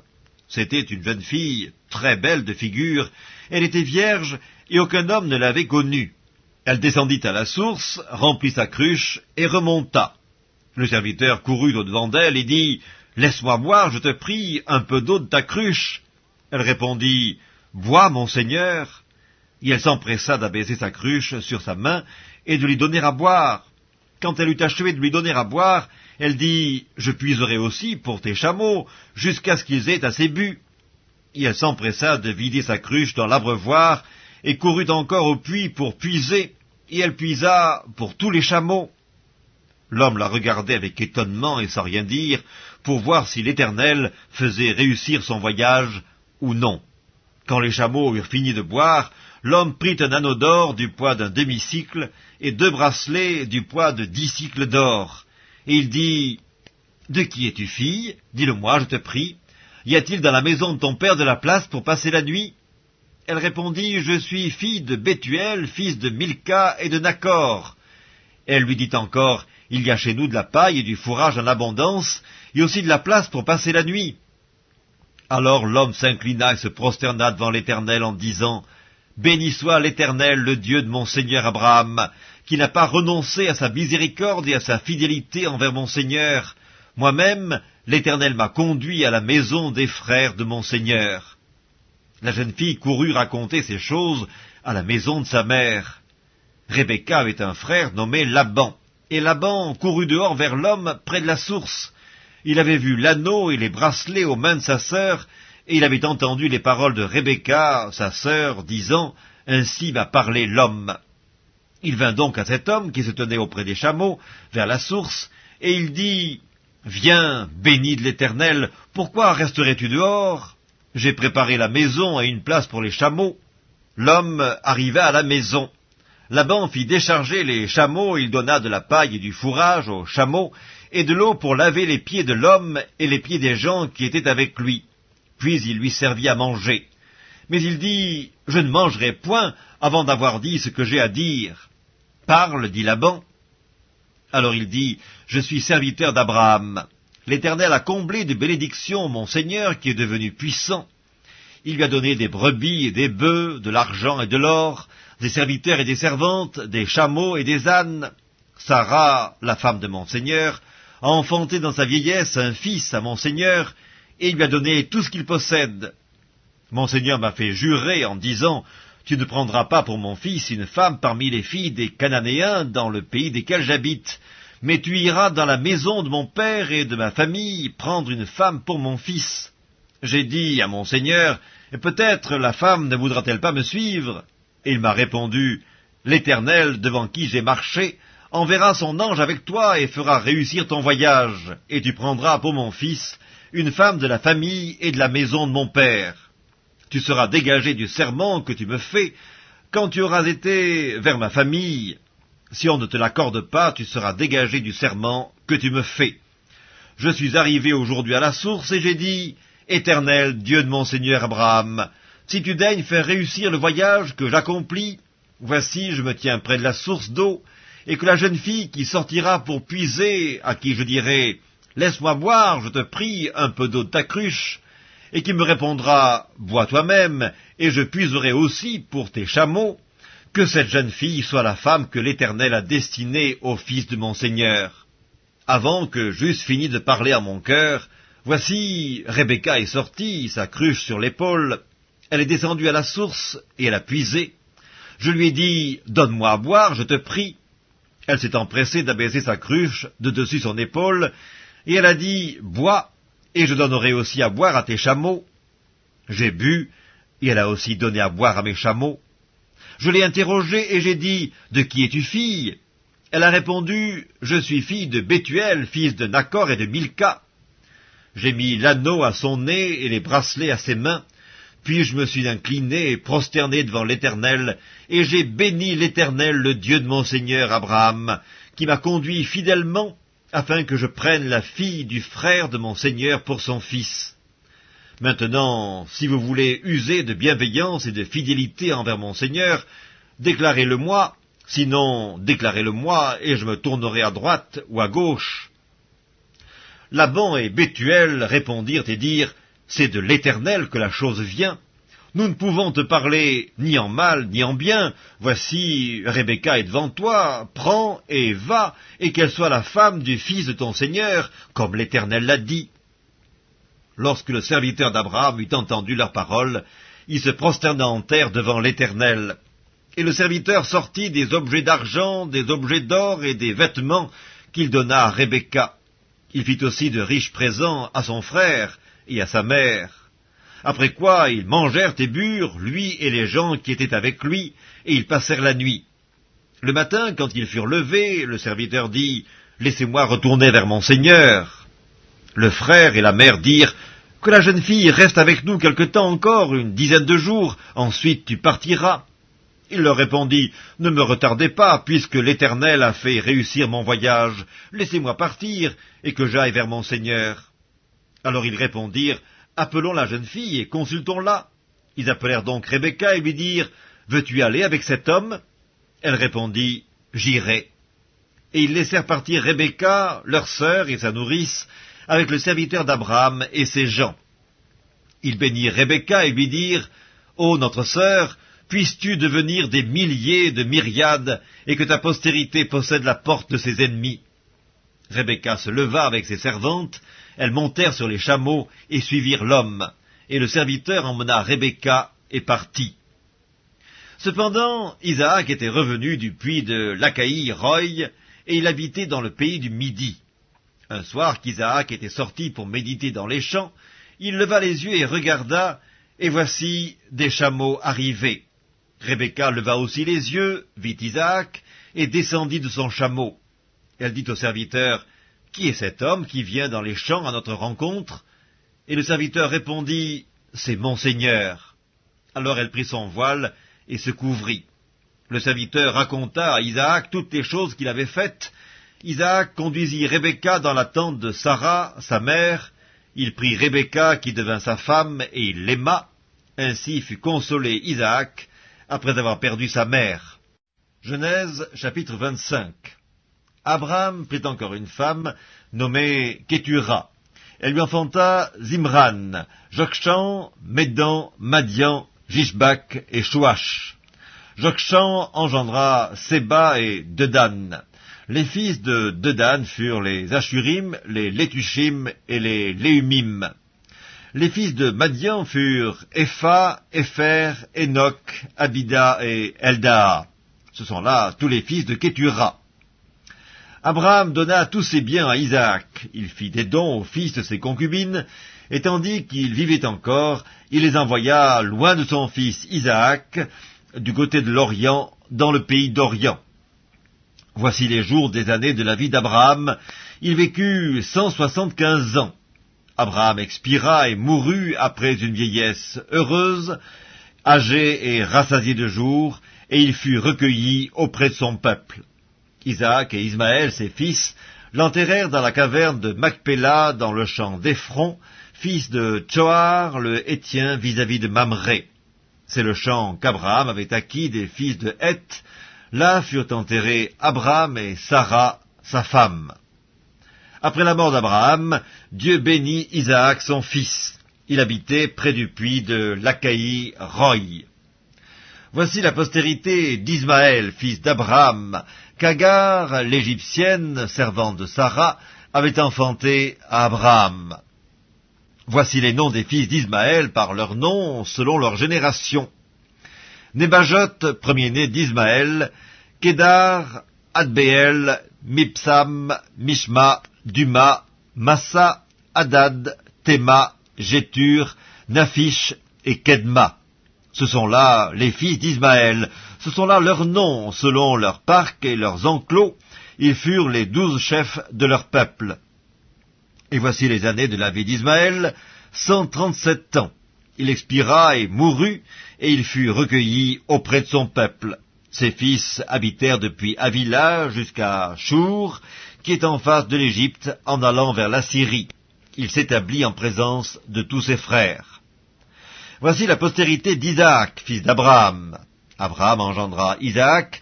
Isaac était âgé de 40 ans quand il prit pour femme Rebecca, fille de Bethuel, l'araméen de Padan-Aram, et sœur de Laban, l'araméen. Isaac implora l'Éternel pour sa femme, car elle était stérile, et l'Éternel l'exauça. Rebecca, sa femme, devint enceinte. Les enfants se heurtaient dans son sein, et elle dit, « S'il en est ainsi, pourquoi suis-je enceinte ?» Elle alla consulter l'Éternel, et l'Éternel lui dit, « 2 nations sont dans ton ventre, et 2 peuples se sépareront au sortir de tes entrailles. Un de ces peuples sera plus fort que l'autre, et le plus grand sera assujetti au plus petit. » Les jours où elle devait accoucher s'accomplirent, et voici, il y avait 2 jumeaux dans son ventre. Le premier sortit entièrement roux, comme un manteau de poil, et on lui donna le nom d'Ésaü. Ensuite sortit son frère, dont la main tenait le talon d'Ésaü, et on lui donna le nom de Jacob. Isaac était âgé de 60 ans lorsqu'ils naquirent. Ses enfants grandirent. Ésaü devint un habile chasseur, un homme des champs, mais Jacob fut un homme tranquille qui restait sous les tentes. Isaac aimait Ésaü parce qu'il mangeait du gibier, et Rebecca aimait Jacob. Comme Jacob faisait cuire un potage, Ésaü revint des champs accablé de fatigue.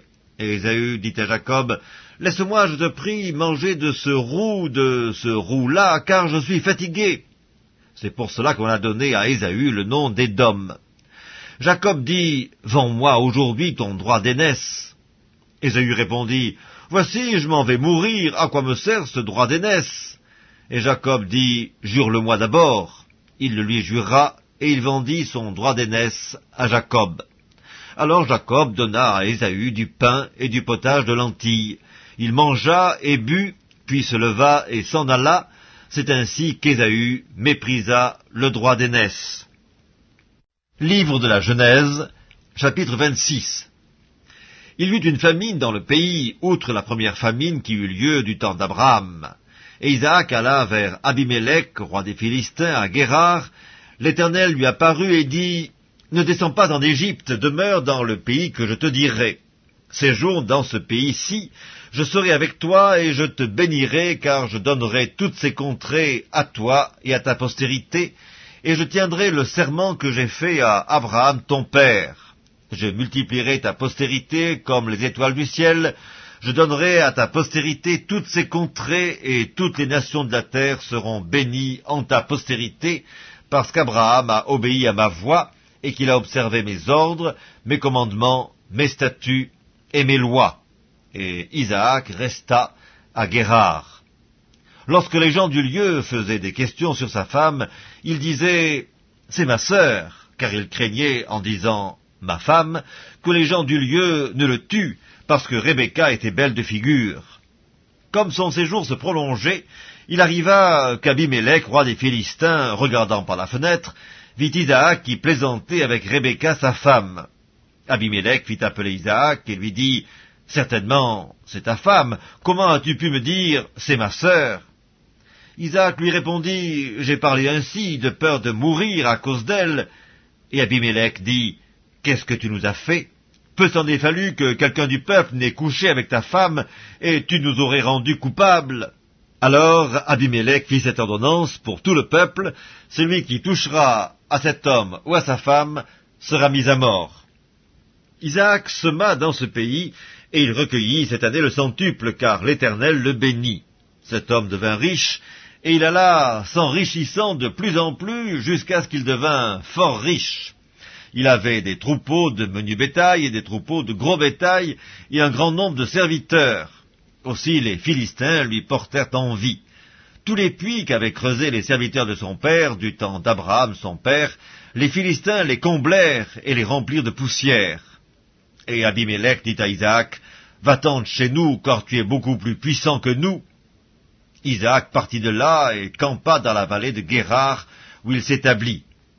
Isaac creusa de nouveau les puits d'eau qu'on avait creusés du temps d'Abraham son père, et qu'avaient comblés les Philistins après la mort d'Abraham, et il leur donna les mêmes noms que son père leur avait donnés. Les serviteurs d'Isaac creusèrent encore dans la vallée, et y trouvèrent un puits d'eau vive. Les bergers de Guérar querellèrent les bergers d'Isaac en disant « L'eau est à nous !» Et il donna au puits le nom d'Essek, parce qu'ils étaient disputés avec lui. Ses serviteurs creusèrent un autre puits, au sujet duquel on chercha aussi une querelle, et il l'appela Sitna. Il se transporta de là et creusa un autre puits, pour lequel on ne chercha pas querelle, et il l'appela Rehoboth, car, dit-il, l'Éternel nous a maintenant mis au large, et nous prospérerons dans le pays. Il remonta de là à Beersheba. L'Éternel lui apparut dans la nuit et dit, « Je suis le Dieu d'Abraham ton père, ne crains point, car je suis avec toi. Je te bénirai et je multiplierai ta postérité à cause d'Abraham mon serviteur. » Il bâtit là un autel, invoqua le nom de l'Éternel, et y dressa sa tente, et les serviteurs d'Isaac y creusèrent un puits. Abimélec vint de Guérar auprès de lui avec Ahuzat son ami, et Picol, chef de son armée. Isaac leur dit, « Pourquoi venez-vous vers moi, puisque vous me haïssez, et que vous m'avez renvoyé de chez vous ?» Ils répondirent, « Nous voyons que l'Éternel est avec toi, c'est pourquoi nous disons qu'il y ait un serment entre nous et toi, et que nous fassions alliance avec toi. Jure que tu ne nous feras aucun mal, de même que nous ne t'avons point maltraité, que nous t'avons fait seulement du bien, et que nous t'avons laissé partir en paix. Tu es maintenant béni de l'Éternel. » Isaac leur fit un festin, et ils mangèrent et burent. Ils se levèrent de bon matin, et se lièrent l'un à l'autre par un serment. Isaac les laissa partir, et ils le quittèrent en paix. Ce même jour, des serviteurs d'Isaac vinrent lui parler du puits qu'il creusait, et ils lui dirent, « Nous avons trouvé de l'eau. » Et il l'appela Shiba. C'est pourquoi on a donné à la ville le nom de Beersheba jusqu'à ce jour. Ésaü, âgé de 40 ans, prit pour femme Judith, fille de Béhéri, le Hétien, et Basmath, fille d'Élon, le Hétien. Elles furent un sujet d'amertume pour le cœur d'Isaac et de Rebecca. Livre de la Genèse, chapitre 27. Isaac devenait vieux, et ses yeux s'étaient affaiblis au point qu'il ne voyait plus. Alors il appela Ésaü son fils aîné, et lui dit, « Mon fils ?» Il lui répondit, « Me voici. » Isaac dit, « Voici donc, je suis vieux, et je ne connais pas le jour de ma mort. Maintenant donc, je te prie, prends tes armes, ton carquois et ton arc, va dans les champs et chasse-moi du gibier. Fais-moi un mets comme j'aime, et apporte-le-moi à manger, afin que mon âme te bénisse avant que je meure. » Rebecca écouta ce qu'Isaac disait à Ésaü son fils. Et Ésaü s'en alla dans les champs pour chasser du gibier et pour le rapporter. Puis Rebecca dit à Jacob son fils, « Voici, j'ai entendu ton père qui parlait ainsi à Ésaü ton frère, apporte-moi du gibier, fais-moi un mets que je mangerai, et je te bénirai devant l'Éternel avant ma mort. Maintenant, mon fils, écoute ma voix à l'égard de ce que je te commande. Va me prendre au troupeau 2 bons chevreaux. J'en ferai pour ton père un mets comme il aime, et tu le porteras à manger à ton père afin qu'il te bénisse avant sa mort. Jacob répondit à sa mère, Voici Ésaü mon frère est velu, et je n'ai point de poils. Peut-être mon père me touchera-t-il, et je passerai à ses yeux pour un menteur, et je ferai venir sur moi la malédiction et non la bénédiction. Sa mère lui dit, Que cette malédiction, mon fils, retombe sur moi, écoute seulement ma voix, et va me les prendre. Jacob alla les prendre, et les apporta à sa mère, qui fit un mets comme son père aimait. Ensuite, Rebecca prit les vêtements d'Ésaü, son fils aîné, les plus beaux, qui se trouvaient à la maison, et elle les fit mettre à Jacob, son fils cadet. Elle couvrit ses mains de la peau des chevreaux et son cou, qui était sans poils, et elle plaça dans la main de Jacob, son fils, le mets et le pain qu'elle avait préparés. Il vint vers son père et dit, « Mon père !» Et Isaac dit, « Me voici, qui es-tu, mon fils ?» Jacob répondit à son père, « Je suis Ésaü, ton fils aîné, j'ai fait ce que tu m'as dit. Lève-toi, je te prie, assieds-toi et mange de mon gibier, afin que ton âme me bénisse. » Isaac dit à son fils, « Eh quoi, tu en as déjà trouvé, mon fils ?» Et Jacob répondit, « C'est que l'Éternel, ton Dieu, l'a fait venir devant moi. » Isaac dit à Jacob, « Approche donc, et que je te touche, mon fils, pour savoir si tu es mon fils Ésaü ou non. » Jacob s'approcha d'Isaac, son père, qui le toucha, et dit, « La voix est la voix de Jacob, mais les mains sont bien les mains d'Ésaü. » Il ne le reconnut pas, parce que ses mains étaient velues, comme les mains d'Ésaü son frère, et il le bénit. Il dit, « C'est toi qui es mon fils Ésaü ?»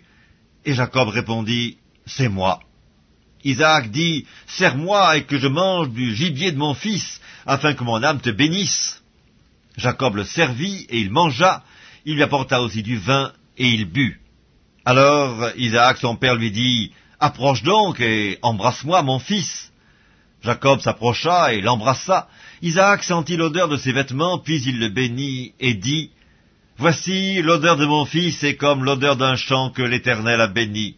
Que Dieu te donne de la rosée du ciel et de la graisse de la terre, du blé et du vin en abondance. Que des peuples te soient soumis, et que des nations se prosternent devant toi. Sois le maître de tes frères, et que les fils de ta mère se prosternent devant toi. Maudit soit quiconque te maudira, et béni soit quiconque te bénira. » Isaac avait fini de bénir Jacob, et Jacob avait à peine quitté son père Isaac, qu'Ésaü, son frère, revint de la chasse.